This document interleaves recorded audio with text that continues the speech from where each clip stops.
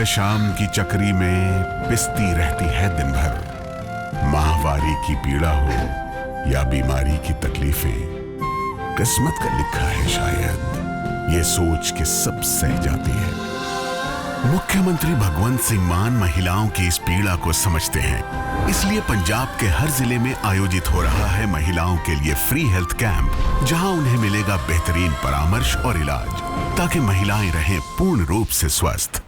पूर्व में हम लोग आए थे तब मंत्री जी ने आश्वासन दिया, उसके बाद 18 अक्टूबर को भी उन्होंने हमें आश्वासन दिया कि हम जो है आपकी समस्या का समाधान करेंगे, लेकिन कोई समाधान ठोस नहीं हुआ। नोटशीट बढ़ी, आज दिन तक कोई कार्रवाई नहीं हुई।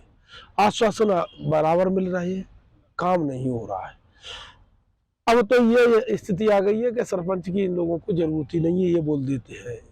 अभी एक इनकी बैठक हुई थी, उसमें एक संगठन के मंत्री जो थे उन्होंने कहा कि सरपंच और इनकी कोई आवश्यकता ही नहीं है, और गांव की जनता तो चाहती है कि भैया आप हमारा काम करिएगा।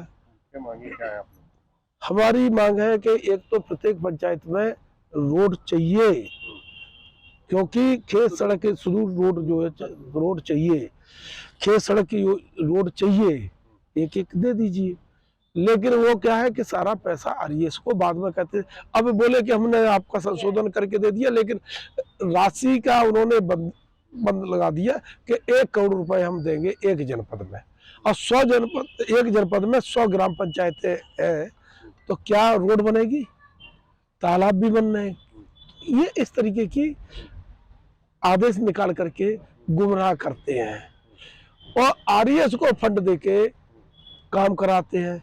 घटिया किस्म का काम तो ठेकेदारों से कराएंगे, पंचायत में सरपंच बदनाम होता है। जैसे जल नल योजना चालू करी, अरबों रुपए है, आप लोगों को पता है, खोद के डाल दिए गांव के गांव, लोग निकलने के लिए परेशान है। कोई जल नल योजना चालू नहीं, पैसा पूरा कहाँ गया, खा पी लिया। एक भी ठेकेदार के खिलाफ ये लोग कार्रवाई नहीं कर सकते, क्योंकि ठेकेदार से जब हमने कहा कि भाई ये क्या है, आप क्यों नहीं कर रहे हो, तो बोले किससे बात करोगे। मैंने कलेक्टर को बोला, कलेक्टर ने दमदारी थोड़ी सी दिखाई, और दूसरे दिन बोले कि मंत्री से लेके सभी लोगों के फोन आ गए, भैया मुझे भी नौकरी करनी है।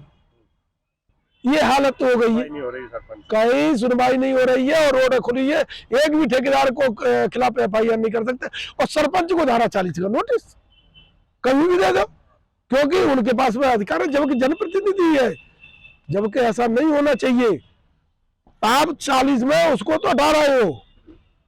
आप मनरेगा में सरपंच कहाँ काम करता है, मास्टर डालने में सरपंच का कोई रोल नहीं, हाई डालने में कोई काम नहीं, TS में कोई काम नहीं, ES करता है कि भाई ये काम करो।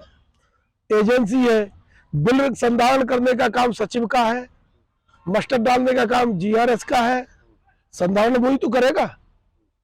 पैसा डालने का काम, जब काम पूरा हो जाता है तो मूल्यांकन करने का काम सब इंजीनियर यही का है। पैसा डालता है, वहां के बाद 2 महीने 6 महीने बाद CO। भ्रष्टाचार में सरपंच का है। अगर हमने 20% किसी सरपंच ने कमीशन नहीं दिया तो भ्रष्टाचार धारा 40 में हटा दो। ये दमनकारी नीति बना के भ्रष्टाचारी का नाम करके सिर्फ सरपंचों के माध्यम से, और जहां बिना सरपंच के काम हो रहे हैं, फर्जी मास्टर, फर्जी बिल लग के पैसा निकल गए, सरपंच वहां जाता है कि साहब ये क्या हो रहा, मुझे पता ही नहीं है, हमारी पंचायत से फर्जी बिल निकाल दिए। कोई अधिकारी कुछ नहीं कर सकता है।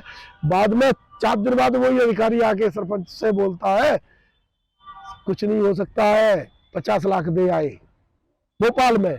तो भ्रष्ट कौन है, सरपंच के भोपाल में बैठे हुए ये लोग अधिकारी, सरकार और प्रशासन सरपंच को बदनाम करने का काम कर रहे हैं, और काम अधिकार के लिए बिल्कुल खत्म कर दिया। हम किसी को गरीब व्यक्ति की BPL में सूची में नाम नहीं जोड़ सकते, हम उसको खाद्यान्न नहीं दे सकते, झूठे वादे कर ले। गांव की जनता जूते लेके पड़ी हुई है, उन्हें तो भाई अब काम चल गया, लेकिन भैया हम तो मर रहे हैं। इन्होंने हमारा बजट दे दिया आरएस को, काम करा रहे आरएस से, आरएस कराएगी ठेकेदार से, कमीशन तो यहाँ खा के बैठ जाएंगे। कल जो आंगनबाड़ी हो, चाहे पंचायत भवन हो, चाहे सामुदायिक भवन हो, टूटेगा, ठेकेदार तो कहीं का है।